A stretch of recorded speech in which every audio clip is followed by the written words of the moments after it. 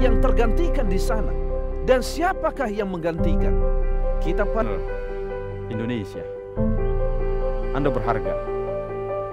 Sedang di remote control, saudara lihat ini. Ya, saudara harus bangun malam itu di sana. Petrus mengusulkan untuk membangun 3 tempat. Rasul Paulus, tetapi pada saat-saat akhir daripada kehidupan Rasul. Shalom, saudaraku.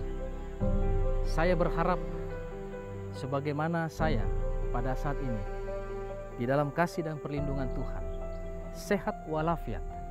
Berharap pemirsa juga yang sementara menyaksikan siaran ini berada dalam kasih, damai sejahtera, dan sehat walafiat. Pemirsa yang diberkati oleh Tuhan, hampir semua kita adalah bekerja, baik di perusahaan, baik di lingkungan organisasi, bahkan mungkin untuk skop yang lebih kecil dalam rumah tangga kita masing-masing. Artinya ada sesuatu tugas dan tanggung jawab yang kita miliki, yang kita harus pertanggungjawabkan kepada seseorang.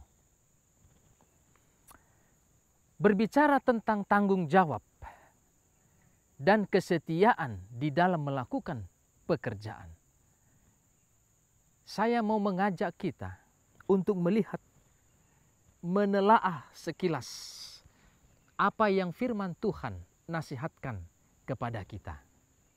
Karena kita sebagai umat-umatnya yang setia, kita harus berjalan sesuai dengan firman Tuhan. Di dalam kitab Efesus pasalnya yang ke-6, saya rindu bila mana pemirsa memiliki Alkitab, boleh membukanya. Efesus pasal 6 ayatnya yang ke-5 mengatakan demikian. Hai hamba-hamba, hai hamba-hamba, taatilah Tuanmu yang di dunia dengan takut dan gentar. Ini nasihat, saudaraku. Hai hamba-hamba, taatilah Tuanmu yang di dunia ini dengan rasa takut dan gentar. Tidak cukup hanya itu, dan dengan tulus hati. Tidak munafik, tulus hati. Sama seperti kamu taat kepada Kristus. Di dalam ayat yang pertama kita pada saat ini mengatakan bahwa kita sebagai hamba di rumah, di perusahaan, di kantor dimanapun kita bekerja, di organisasi, lingkungan organisasi dimanapun kita bekerja, di rumah sakit, di sekolah, di mana saja. Selama kita memakan gaji, kita adalah hamba. Dan nasihat Tuhan ini ditujukan kepada para hamba. Maka itu adalah saudara dan saya. Maka nasihat ini adalah untuk kita. Dan nasihat firman Tuhan ini mengatakan, hai para hamba, taatilah Tuanmu yang di dunia dengan takut dan gentar, disertai rasa tulus hati. Sama seperti kamu taat kepada Kristus.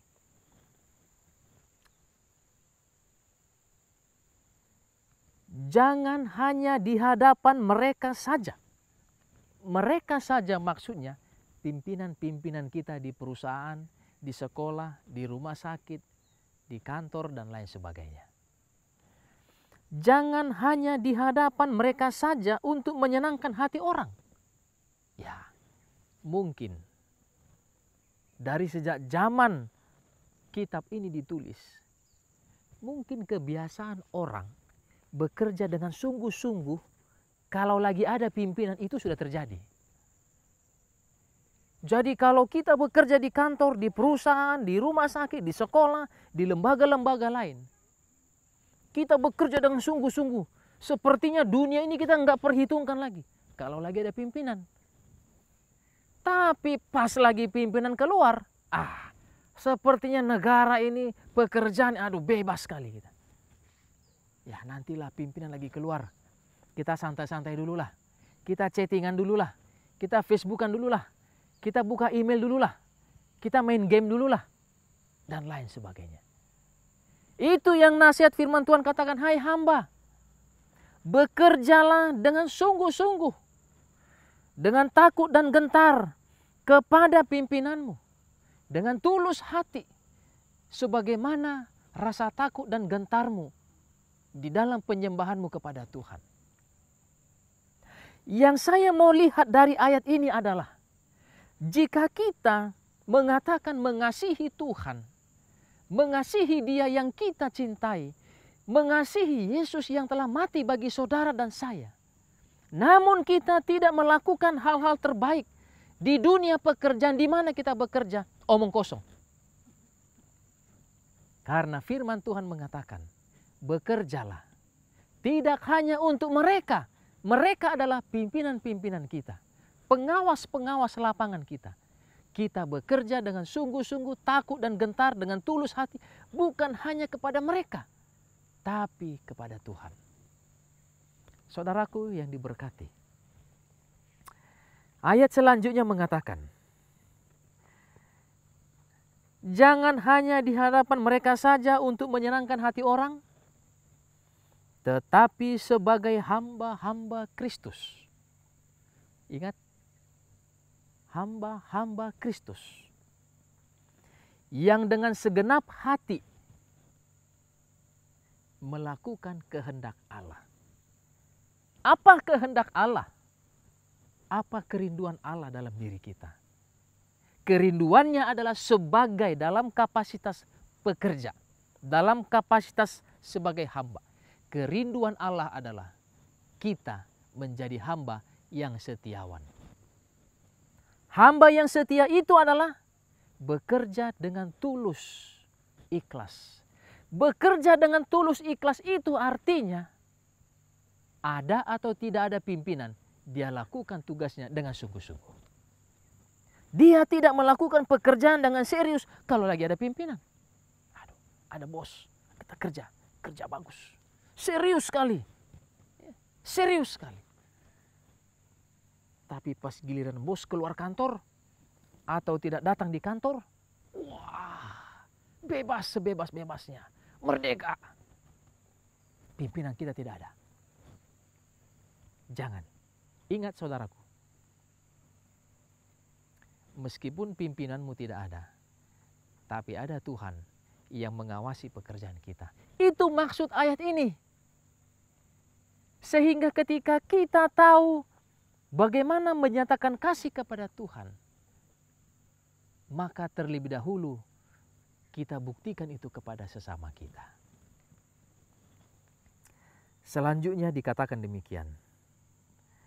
Dan yang dengan rela menjalankan pelayanannya seperti orang-orang yang melayani Tuhan, bukan melayani manusia. Ingat, ketika kita bekerja dimanapun Anda bekerja, apakah di perusahaan batu bara, di perusahaan minyak, di perusahaan perkayuan, di perusahaan-perusahaan besar, apalah itu namanya, di sekolah, di rumah sakit, dimanapun kita berada, selama kita menjadi karyawan, ingat apa yang firman Tuhan katakan.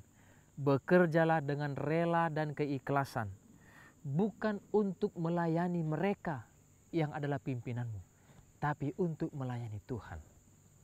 Kenapa saudaraku? Saya ketika membaca ayat ini, saya pikir-pikir, kenapa Paulus menasihatkan orang-orang di Efesus untuk bekerja dengan sungguh-sungguh, bukan seperti kepada manusia, padahal pimpinan mereka manusia di dunia ini, tapi seperti kepada Tuhan.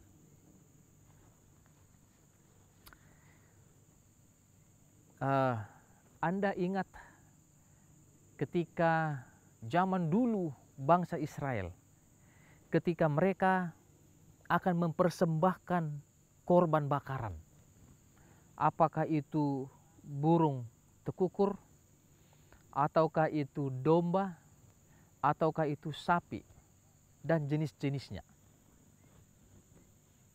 Ketika bangsa itu datang untuk mempersembahkan korban persembahan mereka, ada satu persyaratan mutlak harus dilakukan. Apa itu? Cek dan recheck. Apakah hewan korban itu layak untuk dikorbankan atau tidak? Kenapa? Jangan sampai domba, jangan sampai sapi, lembu yang dibawa untuk dipersembahkan kepada Tuhan didapati cacat. Karena Tuhan tidak mau menerima persembahan yang cacat. Itulah teologi yang diajarkan. Lalu saya teringat ketika masa kecil saya, ketika saya masih SD, SMP, bahkan sampai di tingkat SMU. Ya, karena kita belum punya penghasilan. Ketika kita mau pergi ke gereja, karena kita tidak punya penghasilan, maka orang tua kita akan memberikan kepada kita sejumlah uang untuk dijadikan persembahan. Nah, nanti di gereja, pada waktu mengumpulkan persembahan, kasih ini ya untuk Tuhan. Beberapa kali yang saya perhatikan adalah,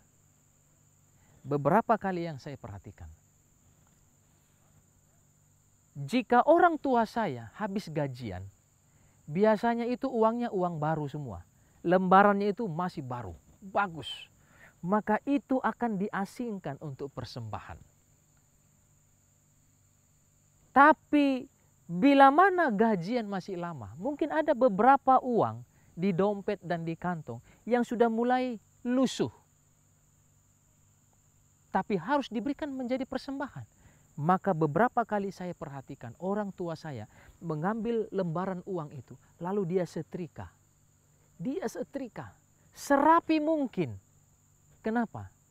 Karena uang ini akan dipersembahkan untuk Tuhan.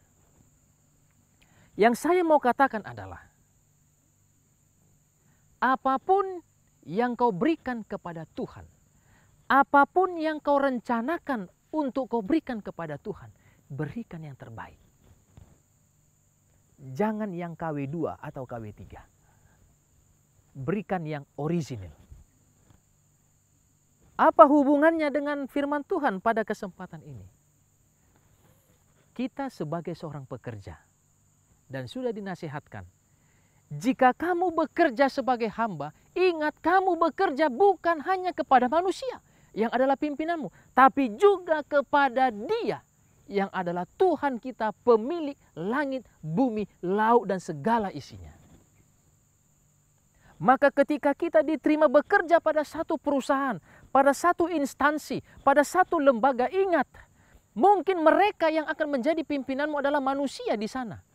Tapi lebih dari itu, yang kau harus pertanggungjawabkan hasil pekerjaanmu adalah kepada Tuhan. Itu sebabnya saya mau katakan, jika Anda dan saya sadar bahwa saya bekerja ini dan harus mempertanggungjawabkannya untuk Tuhan, maka sebagaimana pengalaman saya waktu kecil kemarin, sebagaimana pengalaman bangsa Israel pada waktu membawa persembahan untuk Tuhan, maka apa yang kau persembahkan untuk Tuhan haruslah yang terbaik. Jangan kasih hasil pekerjaan kualitas KW2, KW3, KW4. Tapi berikan kualitas pekerjaan yang terbaik. Karena kamu memberikannya bukan untuk manusia, tapi untuk Tuhan. Saya berharap Anda dapat memahami ini. Sehingga ketika kita bekerja dengan hati. Bukan di bawah tekanan. Bukan karena kita tahu kita diawasi oleh CCTV. Kita melakukan yang terbaik bukan karena kita tahu ada pengawas kita di sebelah. Tapi karena kita ini adalah anak-anak Allah yang harus mempertanggungjawabkan hasil pekerjaan kita kepada Tuhan. Meskipun selama di dunia ini ada anak-anak manusia yang menjadi pimpinan kita. Namun pertanggungjawaban utama kita bukan kepada mereka, tapi kepada Tuhan. Itu sebabnya karena pertanggungjawaban utama kita kepada Tuhan, saya mengajak kita bekerja dengan hati supaya hasilnya maksimal. Apa maksudnya bekerja dengan hati? Bekerja dengan hati maksudnya adalah bekerja dengan sukacita tanpa beban. Tidak ada beban, melakukan dengan penuh sukacita. Saya punya anak 3 orang. Anak saya yang pertama, puji Tuhan, sudah dapat kita mintai tolong untuk menyapu rumah, cuci piring, membersihkan tempat tidur dan lain sebagainya.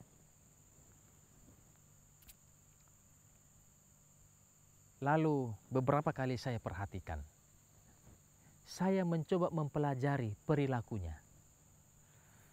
Karena ada juga ilmu yang mempelajari perilaku manusia. Saya coba perhatikan, saya amati. Kalau dia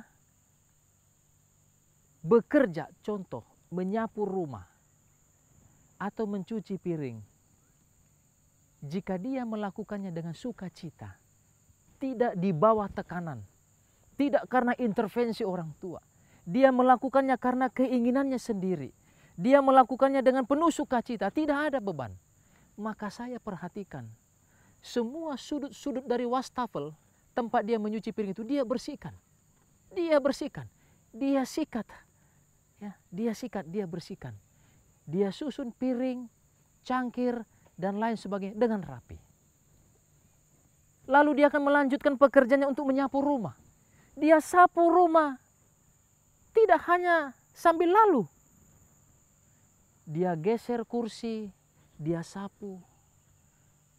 Kalau ada kursi yang dia tidak bisa geser, dia akan menunduk lalu dia akan arahkan sapunya ke bawah, dia akan sapu. Dia ambil rapi. Bagus sekali. Bersih. Dia melakukannya dengan sukacita. Tapi tidak jarang juga ketika dia mengalami satu masa hati yang sementara tidak nyaman. Mungkin dia habis berkelahi dengan adiknya. Habis dimarahi sama mamanya. Lalu disuruh cuci piring. Ya dia akan cuci juga. Dia akan cuci piring.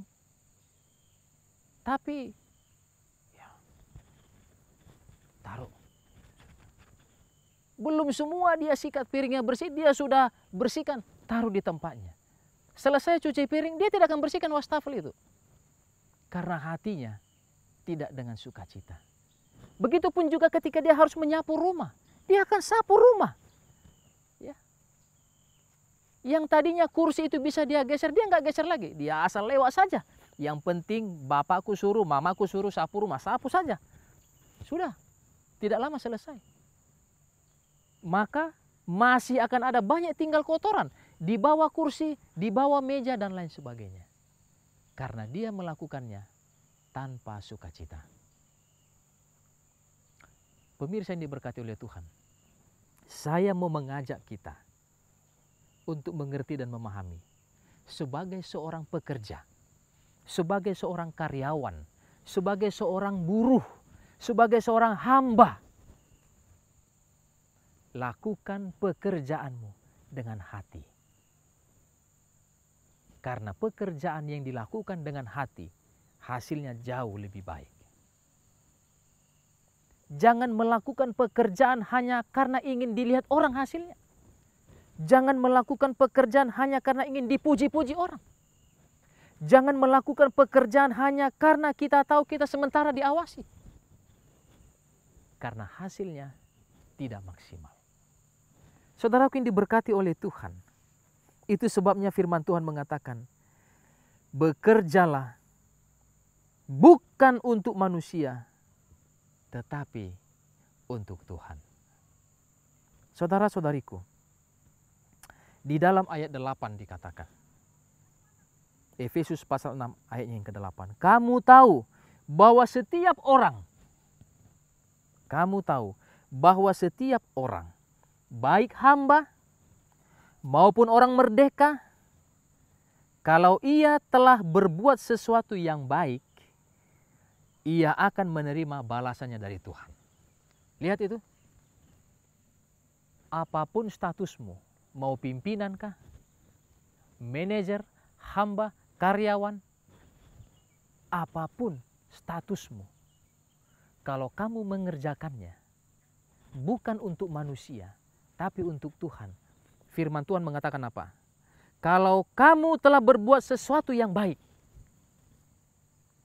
sebagai seorang hamba, sebagai seorang karyawan, kalau kamu telah berbuat sesuatu yang baik, maka kamu akan menerima balasannya dari Tuhan, bukan dari manusia. Saudara-saudariku yang diberkati oleh Tuhan, mari kita bekerja untuk Tuhan. Dimanapun kita bekerja. Bekerja untuk Tuhan itu bukan hanya sebagai seorang pendeta, bukan hanya sebagai guru agama.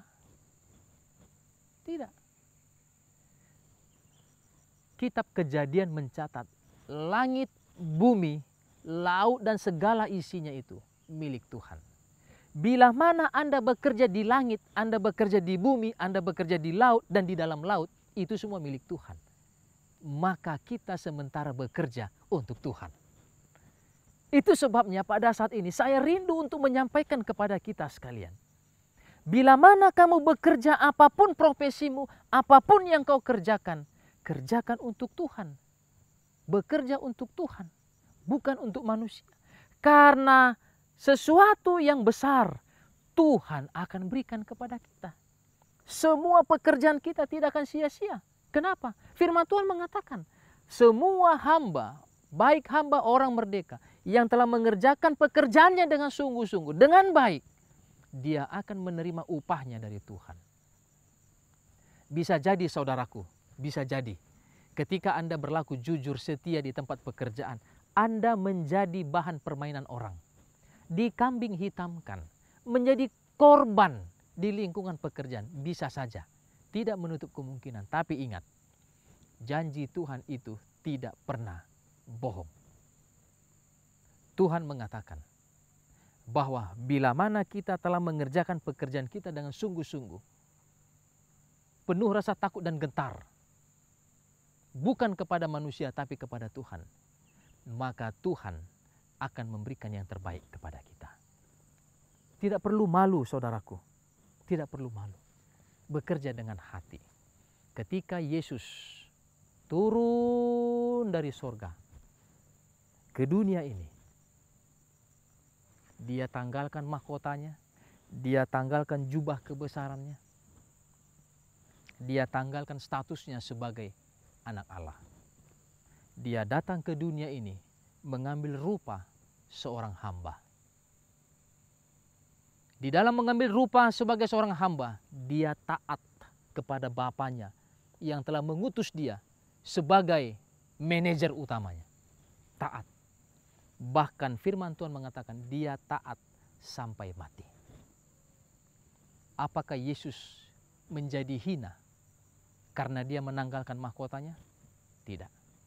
Apakah Yesus menjadi Allah yang hina, manusia yang hina ketika dia menanggalkan jubah kebesarannya? Tidak. Apakah Yesus menjadi orang yang hina ketika dia menjadi anak seorang tukang kayu? Tidak. Lihat hasil dari pekerjaannya. Ketika dia mengerjakan dengan sungguh-sungguh pekerjaannya, tugas yang ditanggung jawabkan Bapanya kepada dia, dia kerjakan dengan sepenuh hati, dia kerjakan dengan penuh sukacita. Lihat hasilnya. Tuhan memuliakan dia menjadi yang terbesar. Ketika kita dengan sungguh-sungguh berkomitmen melakukan yang terbaik sebagai hamba, karyawan, dimanapun kita berada, bekerja untuk Tuhan, bukan untuk manusia. Ingat, Tuhan akan memberikan yang terbaik kepada kita. Tuhan mengatakan, berikan yang terbaik kepadaku. Itu soalnya tadi saya katakan, ketika kita bekerja, lakukan yang terbaik. Karena hasil pekerjaan ini kita mau serahkan kepada Tuhan. Bagaimana mungkin kita mau menyerahkan sesuatu yang tidak baik kepada Tuhan? Bagaimana mungkin kita mau menyerahkan sesuatu yang kurang sempurna kepada Tuhan. Itu sebabnya saya mau mengajak kita, ketika kita bekerja sebagai karyawan, ketika kita bekerja sebagai hamba, ketika kita bekerja sebagai pimpinan, bekerjalah dengan sungguh-sungguh, bekerjalah dengan baik, bekerjalah dengan hati, karena apa yang kau mau persembahkan kepada Tuhan itu adalah sesuatu yang terbaik. Itu sebabnya saya rindu engkau untuk menyerahkan sesuatu yang terbaik kepada Tuhanmu. Jangan serahkan kepada Dia hasil pekerjaan yang biasa-biasa saja. Jangan berikan kepada Tuhanmu hasil pekerjaan yang setengah-setengah hati.